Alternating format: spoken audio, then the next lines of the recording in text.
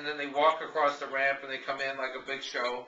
And it's a small show, but it doesn't matter. He's got a little entranceway and a walkway. You walk in, so the fighters feel like a big shot. You know you're going to be and it's nice. there. Yeah, you know it's a nice little good quality show for your money. But I think those small things like that make the fighters feel good. Makes a huge difference. Yeah. And they do a great job. One of the better compliments I got was Jason Cooper texted me today and told me that he's finally going to get to come to my show. He's all excited. Him and his wife are coming. Mm-hmm. And that, to me, was a nice compliment because I respect those guys a great deal. And in fact, he's excited to come see what we're doing, you know, is really nice thing. So. Right. Now, Jen, you and I got to go to one of Donnie's shows. Yes, yes. In Poplar Bluff. Poplar Bluff, where we saw the show. That was a great show. Yeah. Talk about Donnie a little bit because he evidently is one of the better down in the southern Missouri area, it's Aaron Boswell, Donnie Davis, Alan Gillian. Those are the three big ones in southern Missouri. Well, you also have Rob Hewlett House. They put on some very, very good shows. Really good show. But he's from Columbia, right? Yes. Well, they do them all around that area. All in that area. They all pretty much, you know, that's part of the big problem of the fighters coming up here and stuff because they all just stay down there. They're so sick of fighting each other down there because they fight the same people all the time. Come you know, to Jamaica. Come up here, you know. But yeah, those are the three big guys. Most of them do real small shows except for Aaron. And Aaron, it's like a big gymnasium, basically, his show is. It's fantastic. But they do them in nightclubs. It's got the upper balcony, every other one of these shows. And it's like a huge event. Because, I mean, here in Southern Missouri, it's farm town. You know, there's, besides going to the mall or the fairs, you know, what else is there to do? So they are, I mean, they pack them in. Oh, yes, they do. They pack them in, and every single... We almost got hit by a glass, didn't we, at the last... Yes, we did. That was a disgruntled fighter's wife. Yes, it was. So, nice. All of a sudden, you just see this glass. And it wasn't aimed at us. It was aimed at somebody else. chicken wire up Now, can I do a disclaimer real quick, too? And I won't say any names, but I've heard it several times that there's a guy in Illinois that keeps saying he's doing my matchmaking for me on an upcoming event in December. And little Jimmy Jenkins does his own matchmaking with the help from some people, a lot of people. So if anybody tells you they're doing my matchmaking, it's incorrect. So thank you. And I've heard that several times. I wanted to make sure I disclaim that. And then I think the one that I hear a lot about, and it's good things, so call him the up-and-coming matchmaker or promoter in the area, Jason Lyons. Yes, Jason is doing a very, very decent job. He just had his first show. He's doing a second one. We got him hooked up with Combat Sports. He's asking lots of advice, lots of opinions, working with several different people to match his next show, and trying to do a very good job. He's made a real smart move. He's benefited from the fact that Marburger moved to the game, and he grabbed up that KC Hall real quick. So I like was not a bad move. That's not a bad move. The KC Hall is a nice place to see a fight. The fact that he's with a new sanctioning body and getting some support from that, calling people like you and me and everybody that he can, is a smart move, and as long as he does everything right. He's willing to listen and take advice.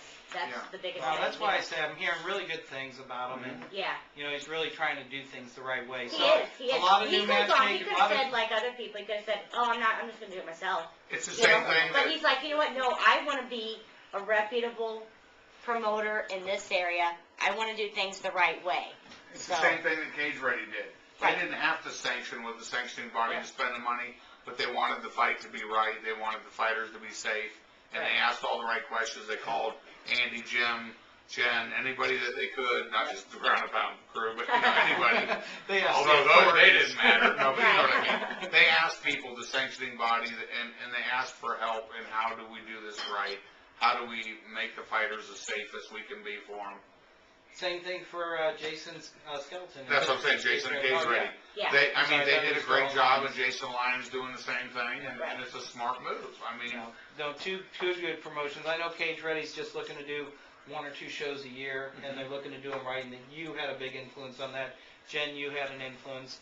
Combat Sports Commission had an influence. Jay had an influence. So they did a lot of things to make that show go down right. I think in the future we won't see an outdoor show from them in October. That was the only. Well, they were originally set for September, but they just got pushed back, and they know what they learned from their freshman show the same thing that Jason Lyons did, and it seems to take about 2 or 3 shows. To work all the bugs out. And then hopefully you're getting to be at the same venue, because every time you change venues, there's a whole new set of bugs. Right.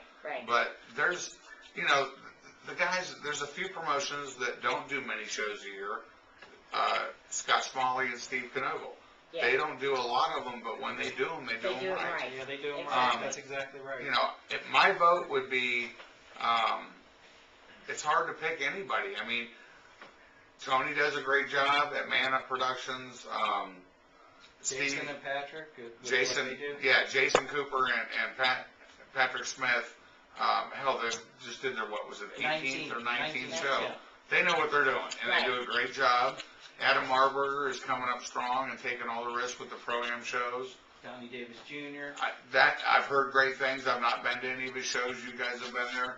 So in the state of Missouri and Illinois, we've got some really good promoters. And that being said, there's some really poor promoters.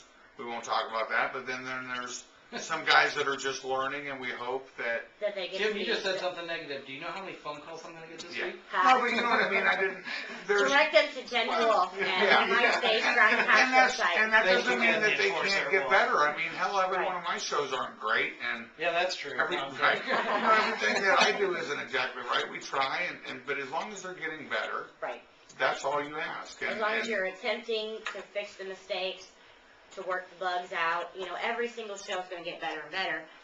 And then, before you know it, you're on your 20th, 30th show, and you've got a packed house every Now, time. If we left somebody out this week, we want to hear about it. We really Well, do. yeah, I we've get about all got, the still calls got we get. 2 months till the end of the year, I definitely Well, want to hear about it. there was Yeah, another some local good promoter, but he's, after about 8 shows, he's done now, and he tried to do a pretty good job for a while, and there's guys that have done promotions before that aren't now that will come back and do more again later. There's some, we don't want to say bad about anybody. We just want you to have 1 or 2 Oh, yeah, we did, successful Jim. We shows. want to say that, but we said we'd stay positive. No, we want people to have a couple successful shows. I'll say this out loud to everybody, and I'll say it again. I hope everyone has a great show. I hope every other promoter has a great matchmake card, because what we want is, if 100 people have never seen an MMA show, go to your show for the very first MMA show they've ever been to, and it's poorly run and poorly matched, they're not coming back. right, and then it's And the sport doesn't grow. And I hope everyone has a great matchmake show and gets enough tickets sold to pay their bills Right. and have a good show. So I really do want that, because it'll grow the sport, and maybe one day they'll make it to the shows that I do. Maybe they won't, but the sport will grow. Let's talk about your show just for a minute here, Jim, then we're going to wrap up, and literally, I mean a minute. Just kidding. I got Mike fighting, Cody fighting, Nick fighting, Elvin fighting. No. Thank you. Good night.